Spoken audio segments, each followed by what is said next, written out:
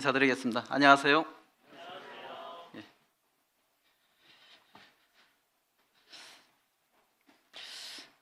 우리 교회가 부흥되기를 바라시죠?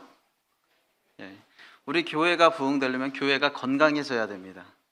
그러면 교회가 건강해지려면 어떻게 해야 되는가? 교회의 부흥 요소는 뭐 한두 가지로 정해질 수 없습니다. 여러 가지가 복합적으로 돼서 교회가 부흥이 되는 것이죠. 그런데 이 교회가 부흥하려면 교회가 건강해져야 되는데, 건강한 교회가 되기 위한 조건이 있습니다. 그것은 뭐냐면 그 교회를 구성하고 있는 그 구성원, 그 가정이 건강한 가정이 되어야 합니다. 그 세포가 건강하지 못한데 그 사람이 건강할 수 없습니다. 마찬가지로 교회가 건강하려면 이 교회를 구성하고 있는 구성원, 가정이 건강해야 된다는 것이죠. 그러면 건강한 가정의 조건은 무엇일까요? 두말할 것도 없이 건강한 부부 관계입니다. 가정의 건강은 부부 관계에 달려 있습니다. 부부가 건강한 관계를 유지하게 될 때에 그 가정은 건강한 것이고, 그 건강한 가정들이 모여서 또 건강한 교회를 이루는 것이죠. 그래서 교회가 부흥되게 하고 싶으면 전도도 열심히 해야 되지만 어떻게 해야 될까요? 건강한 가정을 만들려고 노력해야 됩니다. 건강한 가정을 만들지 않으면서 전도를 한다고 한들 그 교회가 건강한 교회가 될 수 없습니다. 그래서 우리 교회가 부흥되기를 원한다면 건강한 가정을 먼저 만들어야 되고, 건강한 가정을 만들기 위해서는 건강한 부부관계를 잘 유지해야 하는 것입니다.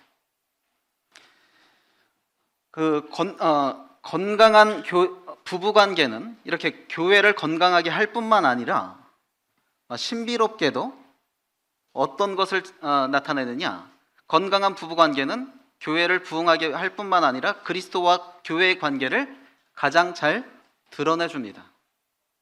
성경에서 교회를 뭘로 비유하고 있습니까?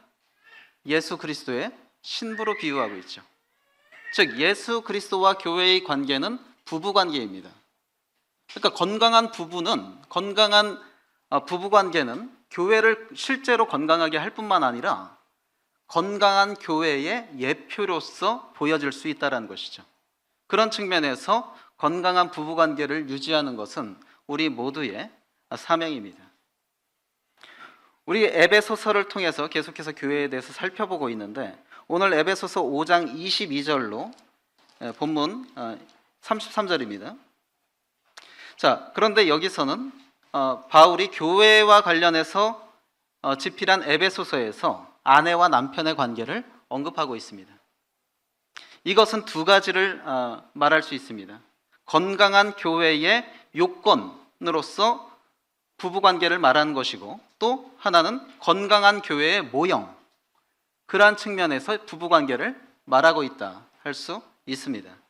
그래서 오늘은 건강한 교회와의 요건과 모형인 부부관계, 남편과 아내에 대해서 함께 생각해 보기를 원합니다.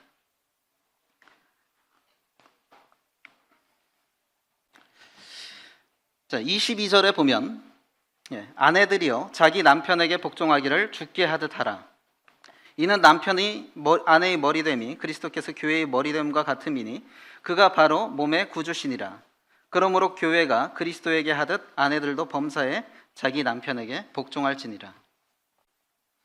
우리 교회가 건강한 교회가 되기를 원하신다면 우리 교회에 속해 있는 자매님들은 어떻게 해야 될까요? 건강한 교회의 아내들은 어떻게 해야 된다? 남편에게 잘 복종해야 한다.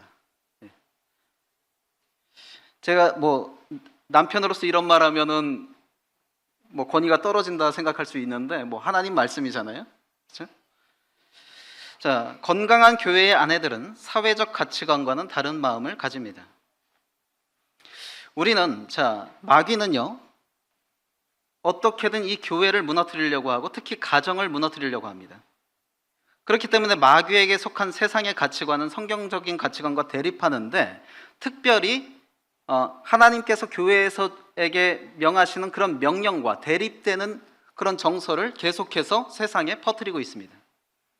교회도 마찬가지고 가정도 마찬가지입니다. 마귀의 메인 타켓, 첫 번째로는 가정. 그리고 이 가정이 병들면 결국에 연쇄적으로 뭐가 병듭니까? 사회와 교회가 병드는 것입니다. 그래서 마귀의 메인 타켓은 하나님께서 친히 세우신 두 기관, 가정과 교회, 이것을 무너뜨리려고 하고 있고, 그렇기 때문에 이것에 반하는 세속적인 가치관을 계속해서 사람들의 정서 가운데 퍼뜨리고 있는 것이죠. 바울은 지금 아내들이여 자기 남편에게 복종하라고 명하고 있습니다. 그런데 한번 생각해 봅시다. 바울이 이 명령을 할 당시의 사회상을 한번 생각해 보면요, 바울이 굳이 이 명령을 할 필요가 있을까요? 그때 당시의 사회 분위기는 어땠습니까? 남편한테 쉬운 말로 아내들이 찍소리 못하는 사회였습니다. 감히 남편에게 항변하고 저항한다는 것은 상상할 수도 없었던 그런 시대상에 지금 바울이 이 말을 하고 있는 거예요. 그러면 바울이 이미 사회의 정서상 아내가 남편에게 복종할 수밖에 없는 그런 시대상에서 바울이 굳이 이런 말을 할 필요가 있을까요? 시키지 않아도 잘 되고 있는 그 사항을, 아내들이 이때 당시 아내들은 남편한테 정말 쉬운 말로 찍소리 못했습니다. 그런데 굳이 바울이 남편에게 복종하라, 이 말이 필요한가 하는 것입니다. 바울은 어떤 측면에서 그럼 남편에게 복종하라고 하고 있는 것입니까? 당시의 사회상에서 여자들은요, 본인이 원하든 원치 않든 남편에게 저항할 수가 없었습니다. 그냥 물 흘러가는 대로 남편에게 쥐어 살았어야 했습니다. 그러나 바울은 이제 그리스도인 아내들에게 차별화된 동기를 요구하고 있는 것입니다. 단지 시대상에 의해서 어쩔 수 없이 복종하는 것이 아니라 어떻습니까? 그리스도 안에 교회에 속한 자로서 자발적으로 또 주님을 사랑하는 그런 마음에서 비롯돼서 남편에게 복종하는 그런 차별화된 동기를 바울이 요구하고 있다는 것이죠. 자발적이며 신앙적인 동기로 복종하라. 사회상의 편승에서 복종하는 것이 아니라 주님을 사랑하는 마음으로 교회에 속한 자매된 자의 도리로서 남편에게 복종할 것을 요구하고 있죠. 즉 표면적으로는 같아 보였을지 몰라도 당시 사회상의 그런 흐름과는 다른 동기로서 바울이 아내들에게 복종을 요구하고 있는 겁니다. 그렇다면 오늘날은 더더욱 어떻습니까? 오늘날 세상의 아내들이 남편에게 복종합니까? 예. 요즘은 완전히 전세가 역전이 됐죠. 그래서 여자가 갱년기지나면 남편이 기를 못 핍니다. 그렇죠? 예. 그리고 실권을 다 여자들이 집니다. 이것이 세상의 아내의 모습입니다. 그러면 더더욱 오늘날에는 그런 세상의 흐름에 거스려서 그리스도인의 아내들은 남편에게 잘 복종해야 되는 것이죠. 세상이 그러니까, 여권 신장이 됐으니까, 그것이 아니라 하나님의 말씀이 복종하라고 했으니까 복종하는 것이다. 그래서 그 시대적 가치관과는 차별화된 동기로서, 그리고 차별화된 모습으로서 아내들이 남편에게 복종하기를 바울이 명하고 있습니다. 건강한 교회의 아내들은요, 남편에게 복종합니다. 우리 교회가 건강한 교회가 되기를 원한다면 아내된 자매님들의 역할은 무엇입니까? 남편에게 복종하는 것입니다. 그것이 교회를 건강하게 만드는 것이다. 이렇게 말하면 전혀 시대의 흐름과 동떨어진 말이라고 생각하겠죠. 그렇죠? 하나님의 말씀은 시대의 그런 유행을 따르지 않습니다. 자, 어떻게 복종해야 되느냐? 22절에 아내들이여 자기 남편에게 복종하기를 주께 하듯 하라. 그냥 복종하라는 것도 아니고 주께 하듯 하라 했습니다. 당시의 시대상에서는 어쩔 수 없이 남편에게 쥐어 살았지만 그것이 주께 복종하듯 복종하는 것은 아니었습니다. 그냥 쥐어 사는 것이었고 억압당하는 것이었습니다. 그러나 우리 주님은 우리를 억압하시고 핍박하시는 분이 아닙니다. 그런 주님께 하듯 주께 복종하듯 남편에게 복종하라. 주님이 어떤 분이십니까? 주께 복종하듯 하라고 그랬어요. 그러면 남편을 주님처럼 생각해야 되는데 주님이 어떤 분이세요? 주님은요, 일순간의 위험으로 사람을 압도하실 수 있는 분입니다. 사도 요한 앞에 주님이 촛대 사이에 나타났을 때 요한이 어떤 모습이 됐습니까? 그 발 앞에 엎드러져 죽은 자 같이 되었더라. 주님이 그렇게 한 것이 아니라 그냥 일순간의 위험에 압도돼서 요한이 그렇게 되었습니다. 남편을 죽게 하듯 하라. 자매님들이 한번 생각해 보십시오. 남편의 위험 앞에서 벌벌 떠신 적은 없으시죠? 남편이 사랑해 주니까. 그런데 죽게 하듯 하라. 우리 주님은 함부로 대할 분이 아니십니다. 또한 최고의 은인이시죠. 우리 주님. 최고의 은인을 어떻게 대하시겠습니까? 함부로 대할 수 없죠. 근데 남편을 죽게 하듯 하라. 일순간의 위험으로 사람을 압도할 수 있는 분처럼, 그리고 나에게 최고의 은인인 것처럼 그렇게 대하라라는 것입니다. 그래서 우리 자매님들께서 기억해야 될 것은, 남편을 거스르는 것은 남편만 거스르는 것이 아닙니다. 남편을 거스르는 것은 동시에 누구를 거스르는 것입니까? 이 명령을 한 주님을 거스르는 것이라는 것을 우리 자매님들이 기억해야 합니다. 아이들한테 가끔 곤란한 질문을 하죠. 아빠가 좋아, 엄마가 좋아? 그럼 아이들은 대부분 누가 좋다고 합니까? 엄마가 좋다고 하죠. 아빠 좋다는 친구는 보긴 봤는데 많지는 않은 것 같아요. 그리고 그 군대에서 유격 훈련할 때 보고 싶은 사람 이름 부르면서 뛰어낼 때 저 아빠 부르는 사람 한 번도 못 봤습니다. 다 엄마 부르고 떨어져요. 하강 훈련할 때. 그런데요, 제가 정말 감명 깊게 본 감동받은 자매님이 있는데, 그 자매님은 항상 자녀들한테 그렇게 가르쳤습니다. 아빠를 더 좋아해야 돼. 엄마보다 아빠를 더 좋아해야 돼. 그렇게 늘 가르치시더라고요. 물론 그렇다고 아이들이 아빠를 더 좋아할까요? 그렇지는 않습니다만, 그 자매님이 의도하는 것이 무엇이겠습니까? 아빠의 권위에 대한 존중. 아빠를 더 좋아해야 돼. 참 그 모습을 감동 깊게 본 적이 있습니다. 주께 복종하듯 복종하라. 23절에 어떻게 복종해야 됩니까? 이는 남편이 아내의 머리됨이 그리스도께서 교회의 머리됨과 같음이니 그가 바로 몸의 구주시라. 남편이 머리 됐다는 이유만으로도 복종해야 한다. 요즘은 여권 신장이 많이 되고 여성분들도 많이 배웠지 않습니까? 여성분들의 학력도 많이 높아지고, 그러다 보니까 남자보다 우월한 면이 분명히 있습니다. 여성들이 분명히 있는 게 아니라 우월해요. 남자가 못하는 거 여자는 잘하는 거 많습니다. 저만 해도 굉장히 털털하거든요. 막 흘리고 다니고 그러는데 제 아내는 어디에 뭐가 있는 거 다 알더라고요. 저는 그거를 못하는데. 그러니까 분명히 우월한 면이 있습니다. 우월한 면이 있는데, 자, 그렇다고 해서 사람이 내가 좀 우월하다고 생각이 되면 무슨 생각이 듭니까? 본능적으로 나보다 못한 사람, 그리고 무시하는 마음이 생기기 마련입니다. 그런데 그것이 아니라 남편의 능력과 상관없이 남편이 머리 됐다는 이유만으로 복종해야 한다는 것이죠. 자기가 남편보다 나은 면이 있다고 해서 무시해서는 안 됩니다. 구조적으로 남편이 있고 아내는 돕는 사람입니다. 돕는 사람이 우월할까요? 도움을 받는 사람이 우월할까요? 아기는 도움을 받는 사람이죠. 아기보다 엄마가 열등해서 아기를 돕습니까? 아니죠. 오히려 아기보다 우월하기 때문에 아기를 도울 수 있는 겁니다. 아내들이 돕는 위치에 있다고 해서 그것이 열등한 것이 아니라 오히려 더 우월하기 때문에 남편을 돕는 위치에 있는 것입니다. 그걸 생각하셔야 돼요. 돕는 자가 위대할 수 있다. 돈 없어도 돈 모으는 법이라는 그 책에 미국의 빌 클린턴 대통령의 일화가 있는데요. 클린턴 대통령 부부가 시골 마을을 가다가 연료가 떨어져서 주유소에서 잠깐 들려서 주유를 하는데 힐러리 여사가 갑자기 내리더니 그 주유소 사장하고 포옹을 하면서 얘기를 나누는 겁니다. 그래서 클린턴 대통령이 저 사람 누구냐 그랬더니 자기 고등학교 때 애인이라는 거예요. 힐러리 여사. 그래서 이제 기름을 다 넣고 가는데 이제 클린턴 대통령이 이제 허세를 부렸습니다.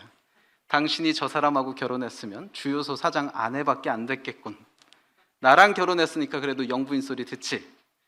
하니까 힐러리 여사가 아주 그 치명타를 한 방 날렸죠.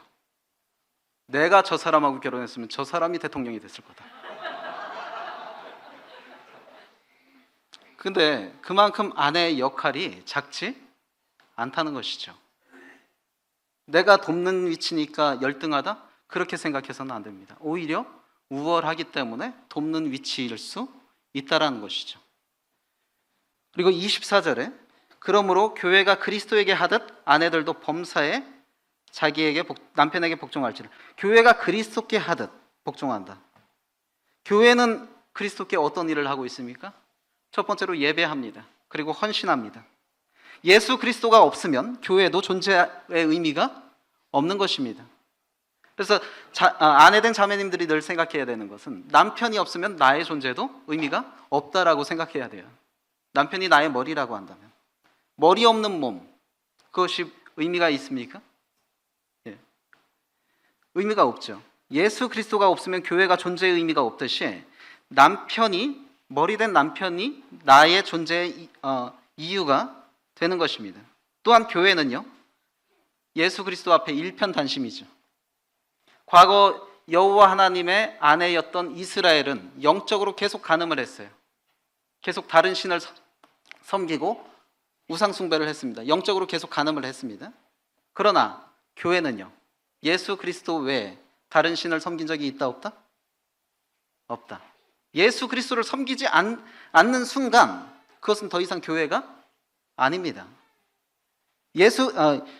교회는 역사 가운데 예수 그리스도께 일편단심이었습니다. 우리 자매님들에게 교회가 그리스도께 하듯 남편에게 복종하라. 철저히 일편단심이 되어야 합니다. 물론 여기서 이것은 말하지 않아도 거스를 수 없는 항목이죠. 일편단심을 거스리면 불륜인데, 그렇죠? 그리고 24절에 범사에 복종하라 라고 말하고 있습니다. 범사에 복종하라. 내 생각이 남편의 생각보다 조금 더 나은 것 같아요. 이렇게 하는 게 더 합리적일 것 같아요. 그럼에도 불구하고 아내들은 남편이 결정한 사항에 대해서 복종할 수 있어야 합니다.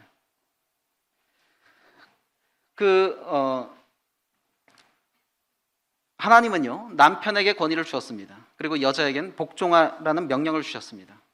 그러면 일이 잘못됐더라도 하나님은 책임을 누구에게 물으실까요? 권위를 부여한 남편에게 묻는 것입니다. 성경에서 하와가 먼저 선악과를 따먹었음에도 불구하고 성경 어디를 찾아봐도 하와가 범죄했다는 말 없습니다. 누가 범죄했다고 말해요? 아담이 범죄했다고 말합니다. 먼저 따먹은 것은 하와인데 그 하와를 돌봐야 될 권위를 지녔던 아담이 잘못했을 때의 그 책임도 아담에게 갔던 것이에요. 그러니까 여성분들이 생각해야 되는 건요, 권위에는 반드시 책임이 따른다. 오늘날 여권 신장을 토대로 그 여성들의 어떤 그런 그 권리를 주장하는 여성들의 모순점이 뭐냐? 권리 앞에선 남녀 평등입니다. 근데 의무와 책임 앞에선 여잔데 이렇게 나오죠. 그것이 모순이라는 겁니다. 하나님이 남자에게 권위를 주셨을 때는 그냥 주신 것이 아닙니다. 나중에 훗날 그 권위를 사용한 것에 대한 책임 추궁까지도 남자에게 하시는 것입니다. 그것을 알지 못하고 그저 무조건적인 남녀 평등을 주장하는 이러한 모습은 옳은 것이 아닙니다. 그래서 건강한 교회의 아내들, 내가 속한 교회가 건강해지기를 원한다면 이 교회에 속한 자매님들은 아내로서 어떻게 해야 된다? 남편에게 복종해야 한다. 자, 그리고 이제 살펴보면요, 25절에 남편들아 아내 사랑하기를 그리스도께서 교회를 사랑하시고 그 교회를 위하여 자신을 주심같이 하라. 이제 25절에 남편들에 대한 명령이 나오는데, 자, 방금 전까지는 우리 남편된 형제님들이 좀 속이 후련하셨죠? 이제부터는 자매님들을 좀 후련하게 해드리겠습니다. 자, 건강한 교회의 남편들은요, 사회적 가치관과 다른 실천을 한다. 인류는 오랜 세월 동안 남성 우월주의적 가치관 하에서 여성을 학대했습니다. 우리가 잘 알고 있는 요한복음 8장에 가늠한 여인이 등장합니다. 그리고 그 가늠한 여인을 끌고 와서 주님 앞에 묻습니다. 이 여자를 돌로 치라고 했는데 당신은 어떻게 하겠습니까? 그런데 이 가늠한 여인을 끌고 온 사람들의 모순점이 뭐냐? 간음을 혼자 합니까? 간음을 혼자 해요? 그러면 간음한 여자가 있으면 누가 있었다는 소리입니까? 간부가 있었다는 소리예요. 간음한 남자가 있었다는 소리죠. 근데 남자를 끌고 오지 않았어요. 이것이 당시의 시대상입니다. 여자에겐 한없이 가혹하고 남자에겐 한없이 관대하고, 이것이 주님 당시에도 있었던 가부장적인 그 가치관의 폐단입니다. 이 세기의 정치가 마르시우스 카토는 이렇게 적고 있습니다. 부정을 저지르는 아내를 현장에서 잡았다면 재판 없이 죽여도 좋다. 그러나 당신이 현장에서 아내에게 잡혔다면 그녀는 당신에게 손가락 하나 대지 못할 것이다. 이게 무슨 말입니까? 아내의 분류는 재판 없이 죽여도 되고, 남편의 분류는 남편이 불륜을 했어도 아내가 전혀 저항할 수 없는 당시의 시대상을 말하고 있는 것입니다. 이런 시대상 가운데서 오랜 세월 동안 여자들이 핍박받아 왔어요. 이런 사회상을 우리가 생각했을 때 바울이 남편들에게 지금 하는 명령, 남편들아 아내 사랑하기를 그리스도께서 교회를 사랑하시고 그 교회를 위하여 자신을 주심같이 하라. 이 말은 뭐냐? 죽도록 사랑하라는 거죠, 아내를. 당시 시대상에 비추어 봤을 때 굉장히 파격적인 명령입니다. 건강한 교회의 남편들은요, 사회적 흐름에 역행하여 그 도리를 다합니다.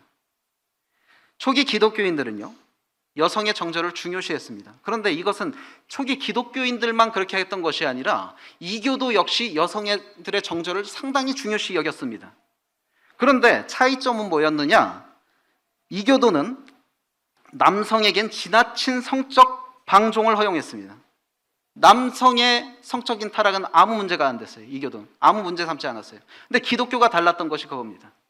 여자에게 정절을 요구하는 만큼 남자에게도 정절을 요구했던 것이 기독교입니다. 그리고 그것을 정죄했습니다. 남성들의 성적 이탈을.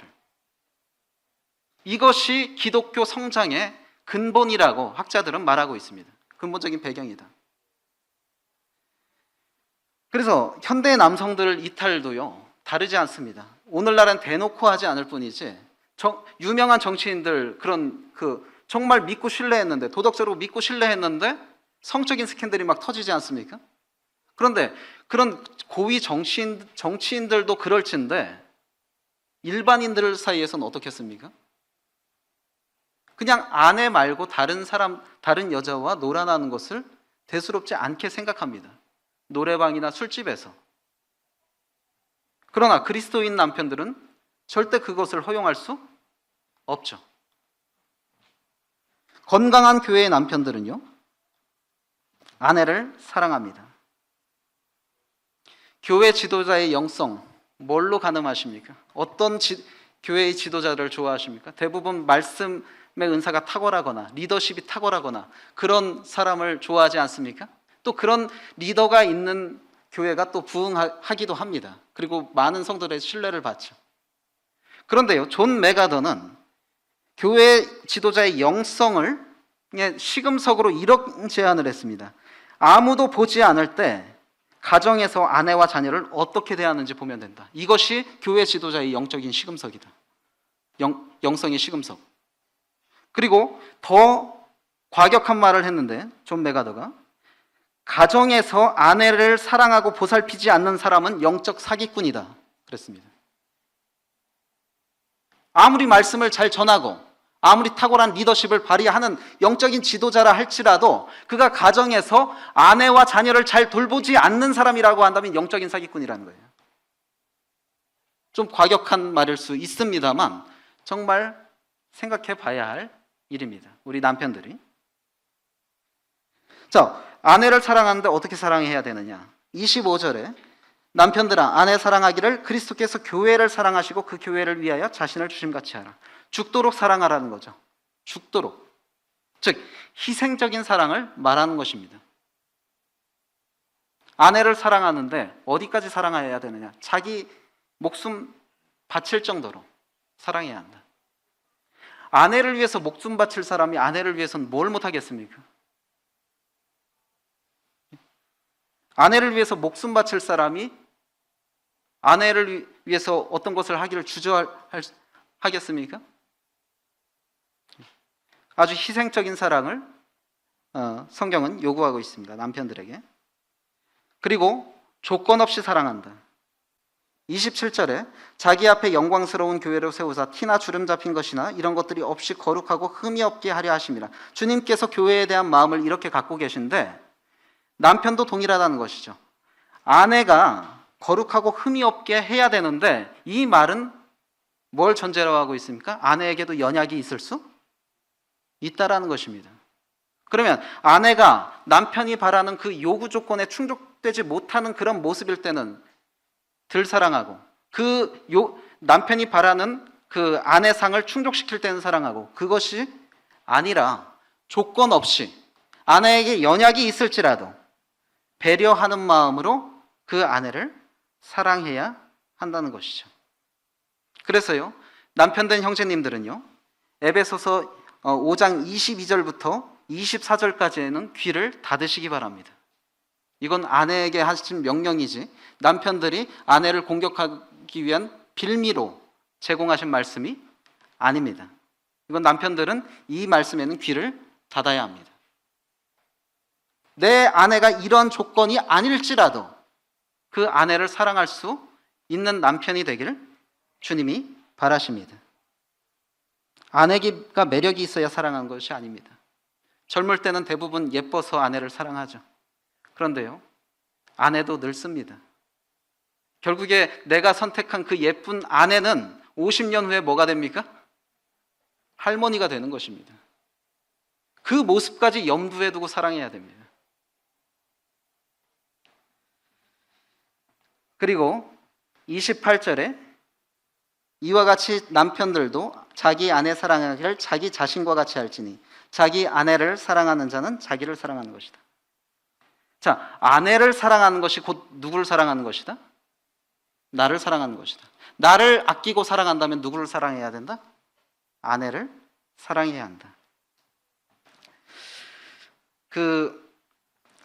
여기서 이제 할지니에 해당하는 그 원어는 오페이루신이라는 단어인데요. 이것은 빚지다라는 의미가 있습니다. 빚지다. 그러니까 철저한 의무입니다.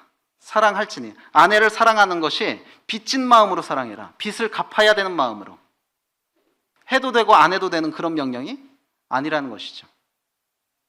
자기 자신과 같이 사랑해야 되는. 아내는 나와 한 몸입니다. 아내를 사랑하지 않는 것은 곧 누구를 사랑하지 않는 것이다? 나를 사랑하지 않는 것이라고 할 수 있습니다. 나를 사랑하기 때문에 내가 배가 고프면 밥을 먹고, 나를 사랑하기 때문에 내가 피곤하면 휴식을 취하고, 나를 사랑하기 때문에 내 몸이 아프면 치료를 하는 것처럼 아내를 그렇게 돌보는 사랑을 해야 한다는 것이죠.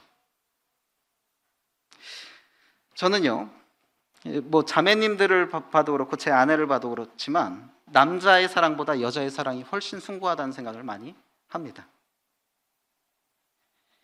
주님께 뭔가 하나 얻을 것처럼 했을 땐 주님을 따라다녔던 그 많은 사람들이 주님 십자가 메고 갈 땐 따라갔습니까?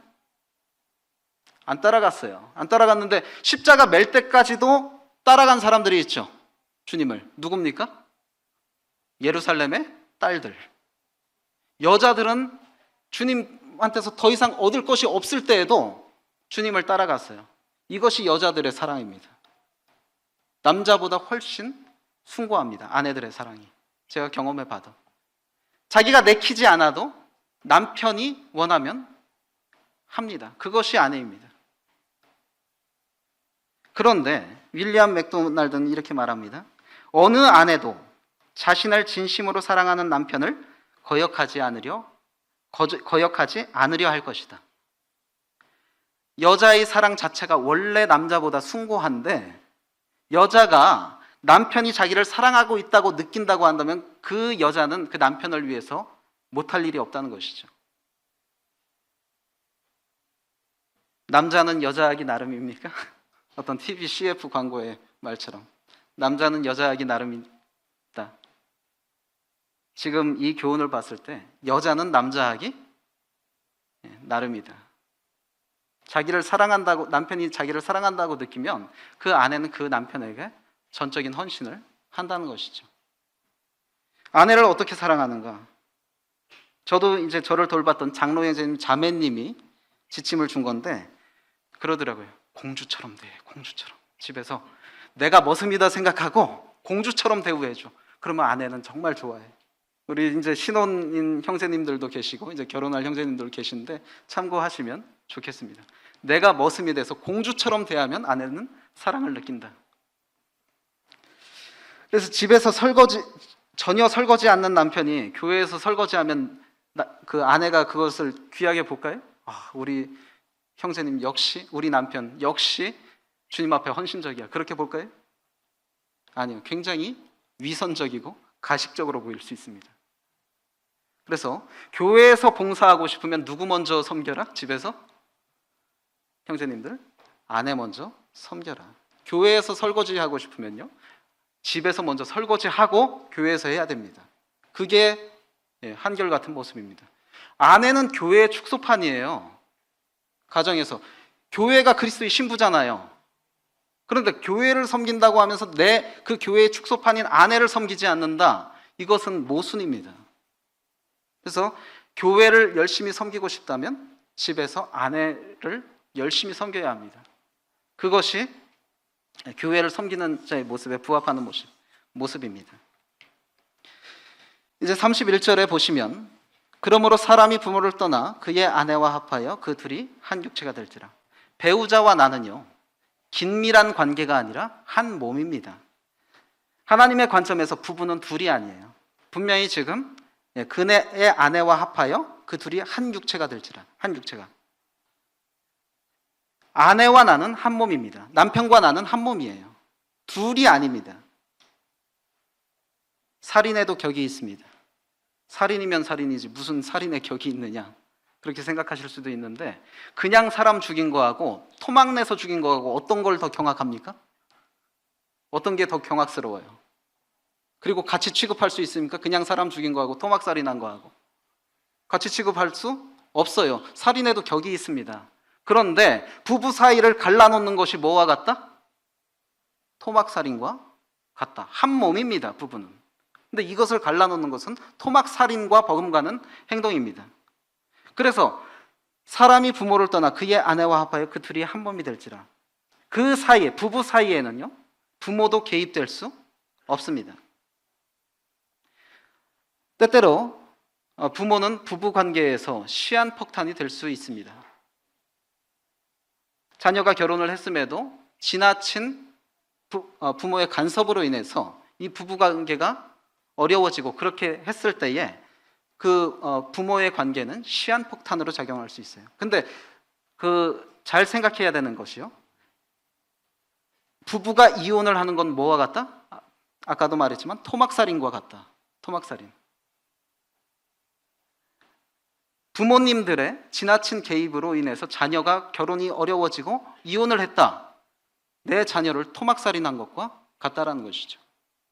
그래서 이거는 뭐 부모 자녀 간의 도리를 저버리라, 그 말이 아닙니다. 우리는 교회의 독립성을 철저히 인정합니다. 어떤 교회가 어떤 교회를 주관하지 못합니다. 가정도 마찬가지입니다. 가정의 독립성도 철저히 보장되어야 됩니다. 내 자녀의 가정이라고 해서 내가 관여해서는 안 되는 거예요. 하나님 앞에서의 가장은 그 남편입니다. 그 부모가 아니에요. 그래서 독립된 가정인데도 계속해서 내 자녀의 가정이라고 해서 그 가정을 주관하려고 하는 것은 하나님 앞에서 합당치 않습니다. 이것은 교회의 독립성과 동일합니다. 그 사이에는 자녀도 개입될 수 없습니다. 젊은 부부들의 모순이 뭐냐면 부모 앞에서는 가정의 독립성을 주장해요. 우리 가정은 독립된 가정이다. 그런데 항상 자신의 가정 안에 누구를 포함시킵니까? 꼭 자녀는 포함을 시켜요. 자녀는. 그런데 잘 생각해야 됩니다. 이거 모순입니다. 젊은 부부들. 이 자녀는 내 가정의 일시적인 내 가정의 일원이긴 하지만 영원히 남을 사람입니까? 언젠간 독립해서 떠날 사람입니다. 내 영원한 가정의 지체는 누구뿐이에요? 내 배우자밖에 없어요. 그런데 이제 부부간의 갈등이 있을 때에 자녀에 집중하죠. 자녀에 집중해. 물론 다행인 것이요. 부부가 시부모님 때문에 아니면 처갓집 부모님 때문에 이혼하는 경우는 있습니다. 근데 다행인 것은 자녀 때문에 이혼하는 가정은 없습니다. 오히려 자녀 때문에 이혼할 것도 참고 살죠. 이처럼 자녀는요, 하나님께서 주신 복 중에 중요한 역할이, 자녀는 이 가정의 안전핀 역할을 한동안 합니다. 이혼하고 싶어도 자녀 때문에 참고 사는 경우가 많죠. 그래서 그런 면에서 자녀는 물론 귀한 존재예요. 근데 이 안전핀이 내 가정에 항상 꽂혀 있습니까? 아니에요. 이 안전핀은 언젠가 뽑아집니다. 그러면 그때는요, 이 가정을 누가 지키고 보호할 것입니까? 여전히 자녀들의 안전핀만 믿고 있을 것입니까? 그것이 아니라 부부가 서로 사랑함으로 이 가정을 지켜야 하는 것이죠. 이것이 되지 않을 때, 자녀라는 안전핀이 뽑아졌을 때 황혼 이혼이라는 결과를 낳게 되는 것입니다. 그래서 하나님이 제정하신 결혼의 섭리는 교회의 예표입니다. 우리 32절 같이 한번 읽어볼까요? 자, 시작. 이 비밀이 크도다. 나는 그리스도와 교회에 대하여 말하노라. 자, 31절의 창세기 말씀을 인용한 바울이 이 비밀이 크도다. 나는 그리스도와 교회에 대하여 말하노라. 31절의 창세기에서 인용한 부부의 그 교훈을 적용해서 바울은 그리스도와 교회에 대해서 말하는 것이다 확언하고 있습니다. 하나님이 제정하신 결혼의 섭리는, 여자를 창조하셔서 아담에게 이끌으신 그 섭리는 아담의 고독의 해소, 그것뿐만이 아니라 그 이상의 의미가 있는데, 그것은 바로 교회의 예표라는 것이죠. 단지 아담 외롭지 않게 하려고 결혼을 제정하신 것이 아닙니다. 하나님께서 교회와 그리스도의 관계를 예표하기 위해서 그 결혼의 섭리를 제정하신 것입니다. 하나님 전능하신 분으로서요, 인간이 무성생식하는 존재로 만들 수도 있습니다. 곤충처럼. 근데 그렇게 하지 않으셨어요. 왜? 그리스도와 교회의 교훈을 예표하기 위해서 결혼이란 섭리를 제정하신 것이죠. 하나님이 결혼의 섭리를 통해서 말씀하시고자 하는 것은 너희들끼리 즐거워라, 그것이 아니라 그리스도와 교회의 비밀을 알아가라, 그것입니다. 인간사에서 예수 그리스도와 교회의 관계를 가장 잘 드러내줄 수 있는 것은 남편과 아내의 관계라는 것이죠. 이것을 통해서 하나님께서 너희들끼리 즐겁고 끝나라는 것이 아니라 그리스도와 교회의 관계, 그 비밀을 알아가라고 결혼의 섭리를 제정하신 것이라는 사실을 우리가 기억하시고, 이 결혼을 소중히 여기고 내 아내, 내 남편을 소중히 여겨야 한다는 것이죠.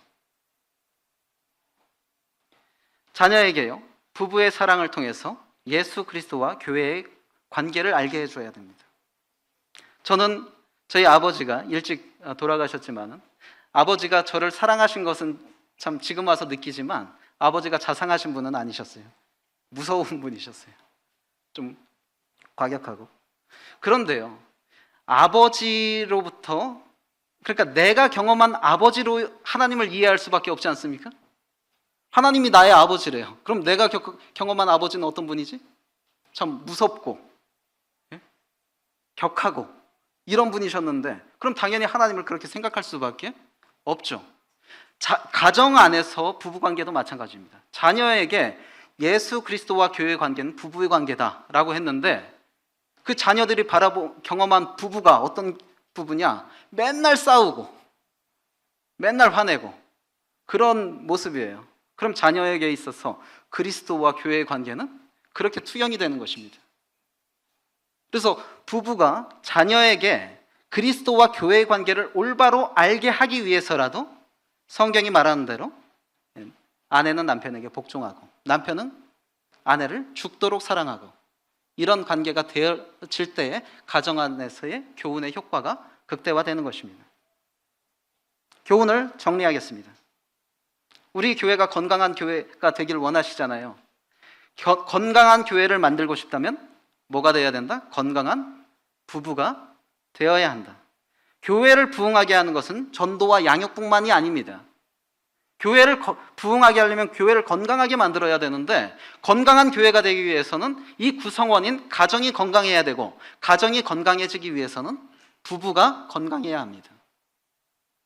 그래서 남편은 아내를 사랑해야 되고 아내는 남편을 존경해야 되고 군대 동기들끼리 그런 말 있죠. 군대 동기 사랑, 나라 사랑. 군대 동기를 사랑하는 것이 나라를 사랑하는 것이다. 교도소 출소자들도 그런 말을 하더라고요. 감방 동기 사랑, 나라 사랑. 감방 동기를 사랑하는 것이 나라를 사랑하는 것이다. 자, 남편분 되신 형제님들, 교회를 사랑하는 것, 누구를 사랑해야 교회를 사랑하는 겁니까? 아내 사랑, 교회 사랑입니다. 내 아내를 사랑하지 않으면서 교회를 사랑한다 말할 수 없습니다. 아내를 사랑하는 것이 교회를 사랑하는 길입니다. 또 아내는 남편을 어떻게 해야 됩니까? 33절에 아내도 자기 남편을 존경하라. 존경할 거리가 있어서 존경하는 것이 아니라 나의 머리 됐다는 이유만으로 존경해야 하는 것입니다. 그것이 건강한 부부 관계가 되는 것이고 그 건강한 부부 관계를 바탕으로 건강한 가정이 형성되고 그 건강한 가정이 구성원이 돼서 이 교회가 건강해진다는 사실을 기억하고 우리 모두 건강한 교회를 만들기 위해서 건강한 가정을 만드는데 힘썼으면 좋겠습니다. 기도하시겠습니다. 아버지 하나님 감사합니다. 이방인이었던 저희를 교회로 불러주시고 이 교회 안에서 또 예수 그리스도와 교회의 섭리를 알아가게 하심을 감사를 드립니다. 특별히 저희에게 허락하신 결혼이란 이 제도를 통해서 교회와 그리스도의 관계를 교훈해 주심을 감사를 드립니다. 저희가 건강한 교회를 만들기 위해서 또 건강한 가정을 만들기 위해서 건강한 부부관계를 잘 유지하는 저희들이 되게 하시옵소서. 이 교회에 속한 아내된 자매님들이 남편에게 잘 복종하고 또 남편된 형제님들이 아내를 죽도록 사랑하는 그러한 관계를 유지함으로 건강한 가정이 되게 하시고 그와 더불어 또 건강한 교회가 되게 해주시기를 원합니다. 감사드리며 주 예수님 이름으로 기도했습니다. 아멘. 감사합니다.